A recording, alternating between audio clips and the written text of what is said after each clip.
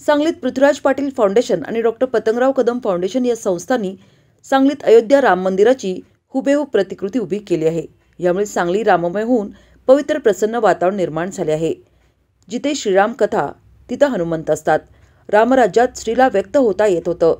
तिला मोकळा श्वास घेण्याचे स्वातंत्र्य होते। माणसाला आचार विचार आणि उच्चार या तिन्ही बाबतीत रमविणारा श्रीराम लोकाभिराम आहे। सगळ्यात रमणारा आणि रमविणारा, आईवडिलांच्या सेवेत रमणारा, स्त्रियांवर हात न उगारणारा, परस्त्रीकडे वाईट नजरेने पाहू नये, दुसऱ्यांना लुबाडू नये हे विचार पेरणारा श्रीराम सहिष्णू आहे, असे प्रतिपादन प्रख्यात वक्त्या धनश्री लेले यांनी केलं।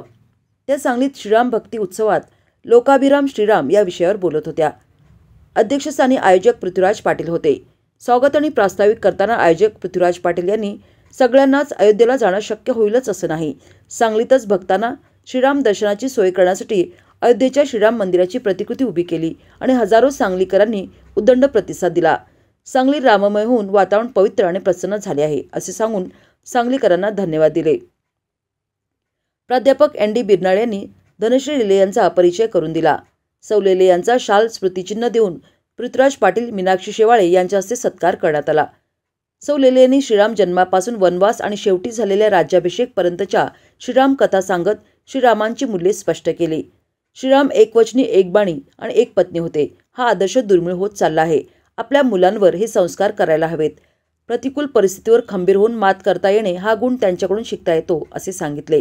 यावेळी केंद्र शासनाच्या निमंत्रणावरून अयोध्येला जाऊन आलेले मनोहर सारडा यांचा सपत्नीक सत्कार, पृथ्वीराज पाटील, सौ विजयाताई पाटील, लतादेवी जाधव कोल्हापूर यांचा सत्कार, रोहिणी शिवराज पाटील, विजया पृथ्वीराज पाटील यांच्या हस्ते करण्यात आला। तसेच प्रतीक पाटील यांनी या अयोध्या मंदिरास भेट देत दर्शन घेतले। यावेळी आयोजनात सहाय्य केल्याबद्दल रमाकांत घोडके, रावसाहेब पाटील यांचा आणि उपस्थित मान्यवर माजी महापौर सुरेश पाटील, नगरसेवक लक्ष्मण नवलाई आणि उद्योगपती बेनाडीकर, अजित पाटील दादा आणि श्रीपाद चितळे यांचा सत्कार पृथ्वीराज पाटील यांनी केला।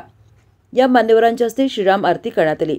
हे वीरेंद्रसिंह पाटील, N.M. हुल्लाळकर, बिपिन कदम, सनी धोत्रे, डॉक्टर राजेंद्र मेथे, मृणाल चेतन पाटील, आशा पाटील, शुभांगी साळुंके, प्रशांत देशमुख, संतोष भोसले, जयदीप पाटील, अजय देशमुख, अशोकसिंग राजपूत, नामदेव चव्हाण, सुशांत गवळी, शीतल सदलगे, अल्ताफ पेंडारी, दिलीप पाटील, आयुब निशाणदार, राजेंद्र कांबळे, प्रशांत कांबळे, आदिराज पाटील, संजय मोरे यांनी रामभक्तांचे स्वागत केले।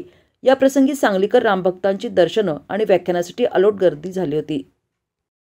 श्रीराम भक्ती उत्सवाचा आज तिसरा दिवस आणि आज सकाळपासूनच हजारो सांगलीकरांनी श्रीरामाचं या मंदिराच्या प्रतिकृतीमध्ये येऊन दर्शन घेतलं आणि आज संध्याकाळी या ठिकाणी सुप्रसिद्ध अशा आध्यात्मिक व्याख्यात्या मुंबईच्या सौ धनश्री लेले यांचे लोकाभिराम श्रीराम या श्रीरामाच्या चरित्रावर अत्यंत सुंदर व्याख्यान संपन्न झालं आणि प्रचंड हजारोच्या संख्येनं या ठिकाणी सौ धनश्री लेले यांच्या या व्याख्यानाचा आस्वाद रसिक सांगलीकरांनी घेतला आणि अत्यंत भावपूर्ण वातावरणामध्ये हा तिसरा दिवस संपन्न होतोय।